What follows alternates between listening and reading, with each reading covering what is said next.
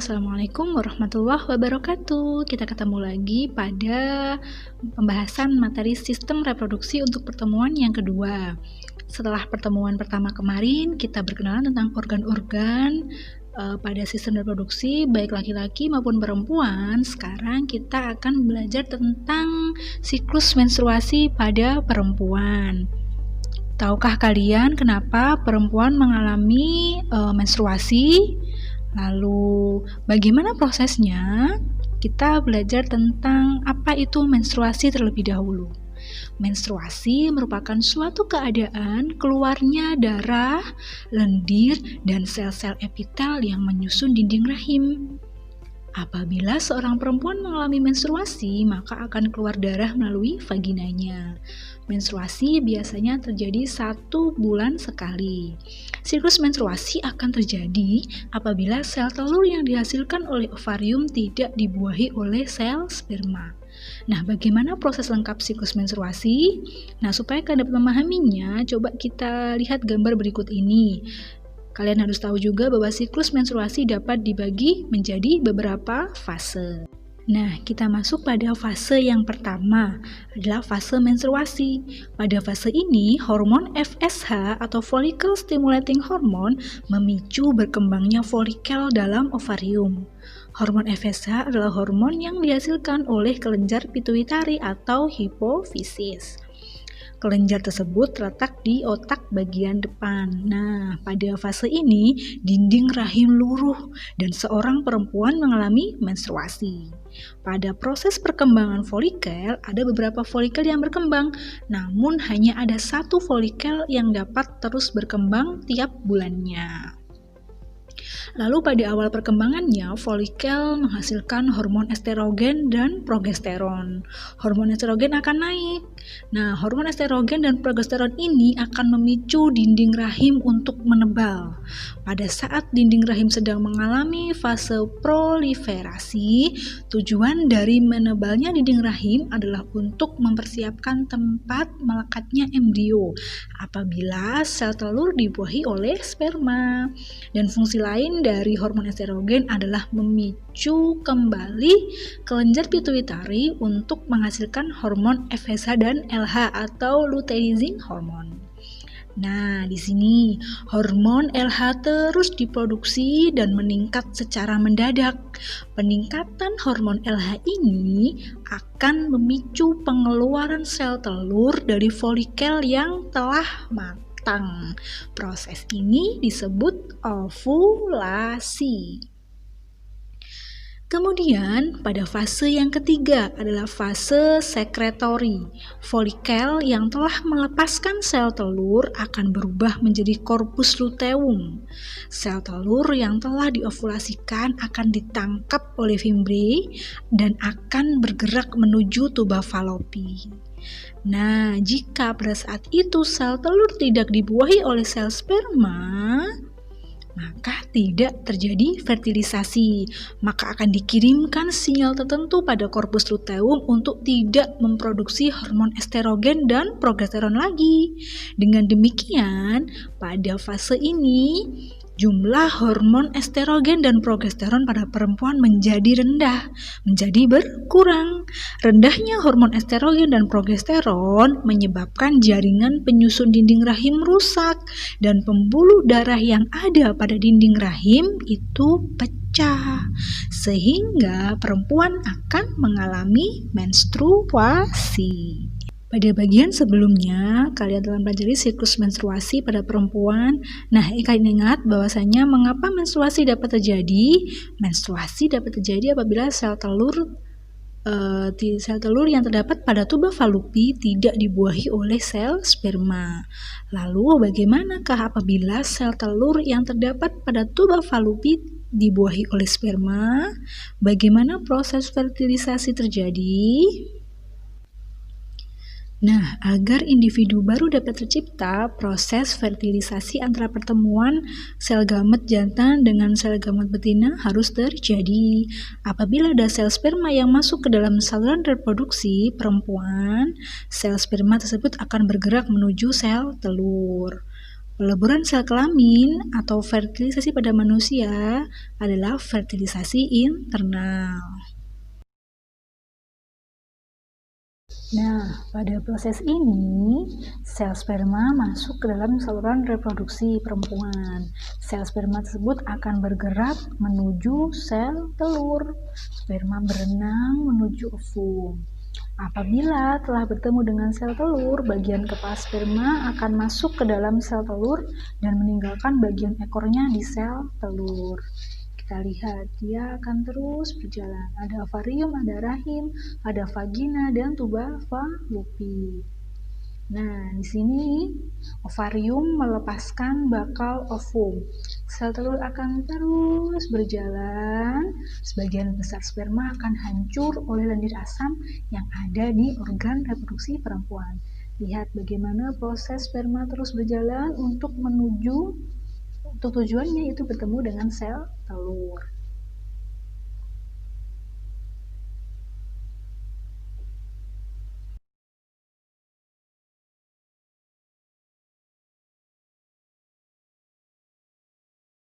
Nah, sperma akan terus berjalan untuk menuju sel telur.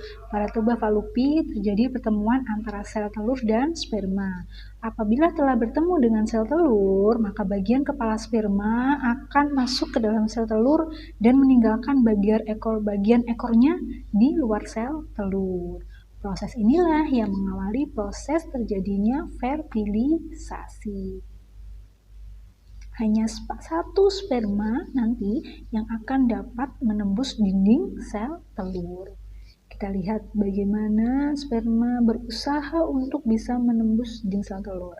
Setelah satu sperma berhasil masuk, membran sel telur akan mengeras, mencegah masuknya sperma lain.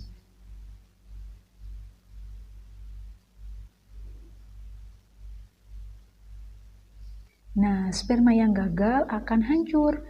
Ia tidak bisa membuahi sel telur. Di dalam ovum akan terjadi peleburan antara inti sperma dan inti ovum. Karena kalian tahu bahwa fertilisasi merupakan proses peleburan inti sel sperma dengan inti sel telur sehingga membentuk zigot.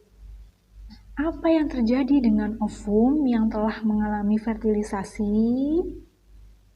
Ovum yang telah terfertilisasi akan berubah menjadi zigot. Coba kita lihat bagiannya. Nah, di situ tadi. Dia dalam perjalanannya menuju rahim akan mengalami beberapa perubahan. Kita lihat proses perjalanannya.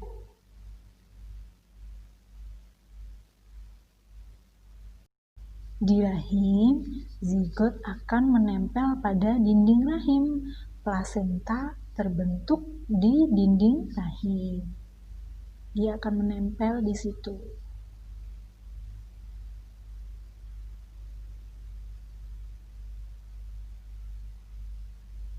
Melalui plasenta, pertukaran zat antara zat ibu dan anaknya dapat terjadi. Itulah kenapa calon bayi atau individu baru yang ada di dalam perut bisa mendapatkan nutrisi melalui plasenta. Ada zat yang berguna, ada zat sisa, dia akan melalui pertukaran melalui plasenta itu. Zigot akan berkembang menjadi embrio, selanjutnya menjadi janin, dan pada akhirnya bisa dilahirkan. Sekarang kita masuk pada penyakit yang menyerang sistem reproduksi manusia. Sistem reproduksi sangat rawan terhadap kelainan dan penyakit. Berikut ini akan Ibu bahas beberapa kelainan dan penyakit yang dapat terjadi pada sistem reproduksi manusia. Oke, yang pertama adalah sifilis atau raja singa. Penyakit ini merupakan penyakit menular yang disebabkan oleh bakteri Treponema pallidum. Gejala awal penyakit ini adalah luka pada tempat masuknya bakteri ke dalam tubuh. Biasanya pada daerah sekitar kelamin. Coba kita lihat gambar di samping. Penyakit ini dapat menyebar dan menyerang organ-organ tubuh lainnya, kemudian menimbulkan kerusakan pada organ tersebut. Oke, selanjutnya yaitu penyakit herpes simplex genitalis. Penyakit herpes ini disebabkan oleh virus herpes simplex tipe 2 yang menyerang kulit di daerah genitalia luar, anus, dan vagina. Gejala penyakit ini berupa gatal-gatal, pedih, dan kemerahan pada kulit di daerah kelamin. Kemudian, pada daerah tersebut timbul beberapa lepuh-lepuh kecil, dan selanjutnya lepuh menjadi pecah dan menimbulkan luka.